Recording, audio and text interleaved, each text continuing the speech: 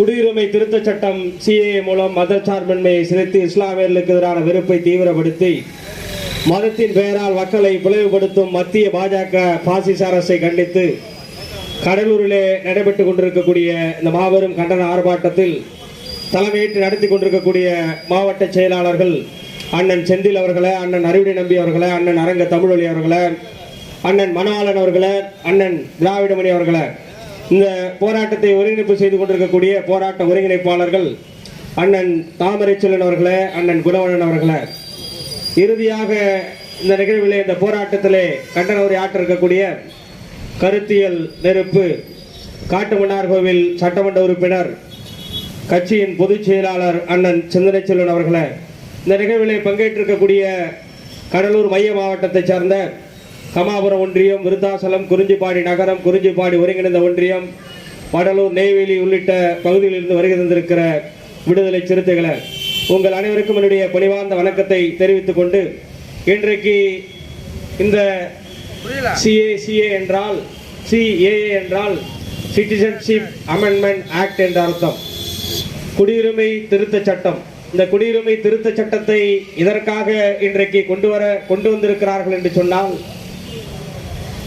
ஒருபுறம் இஸ்லாமியர்களை ஒடுக்க வேண்டும், இன்னொரு புறம் தமிழர்களை ஒடுக்க வேண்டும் என்று அவர்கள் நினைத்துக் கொண்டிருக்கிறார்கள்.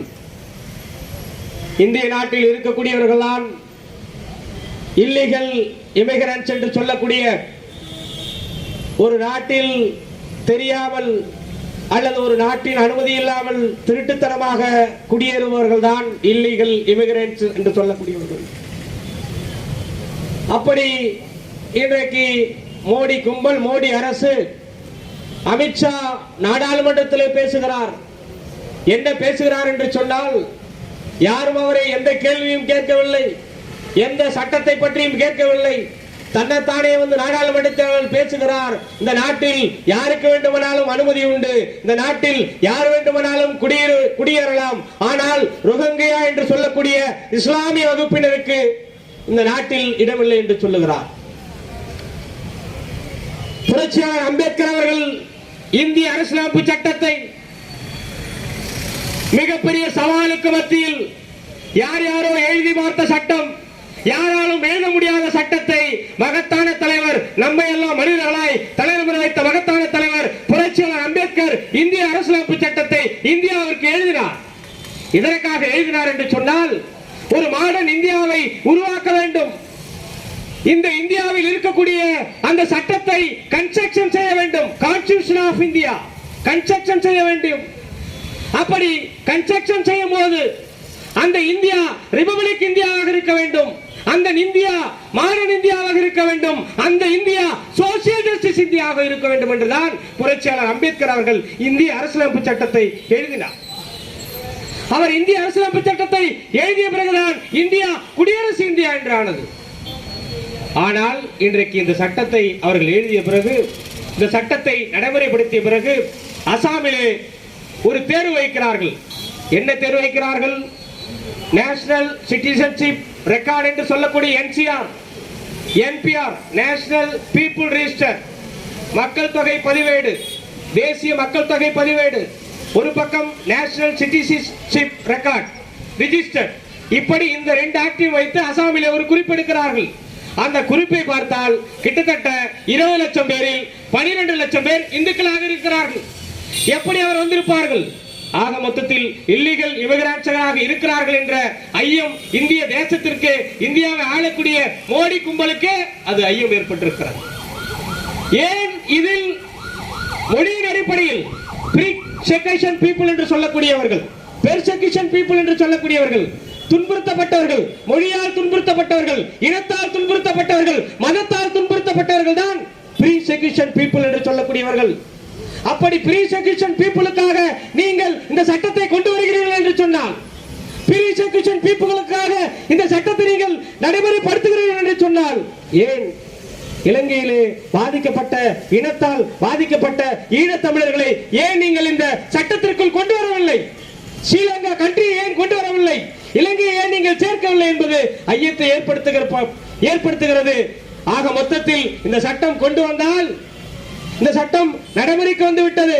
இந்த சட்டத்தில் நாளை திடீரென்று ஒரு நாள் திடீரென்று ஒரு ஊருக்கு வரலாம், கடலூர் வில்லுநகருக்கு வரலாம், உன்னை செக் செய்யலாம், நம்முடைய அண்ணன் பாவாணனை கூப்பிடலாம், உங்களுடைய ஐடி கார்டு எடுத்து வாருங்கள், ஆதார் கார்டு எடுத்து வாருங்கள் என்று சொல்லலாம்.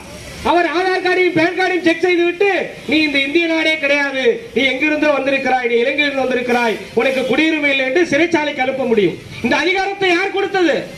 அந்த ரிஜிஸ்டர் செய்யக்கூடியவனே அந்த அதிகாரத்தை பெறுகிறான் என்று இந்த சட்டம் சொல்லுகிறது. எவ்வளவு கேவலமாக இருக்கிறது! ஒரு நாட்டில் வாழக்கூடியவனை இவன் இஷ்டத்திற்கு சென்று ஆய்வு செய்து இவன் இந்த நாட்டில் வாழக்கூடிய தகுதி இல்லாதவன், இவன் இல்லீகல் இமிகிரன்ட்ஸாக வந்திருக்கிறான் என்று எப்படி சொல்ல முடியும்? எவ்வளவு கேவலமாக இருக்கிறது! இன்றைக்கு பிஜேபி கும்பல் ஆள் பிடித்துக் கொண்டிருக்கிறது.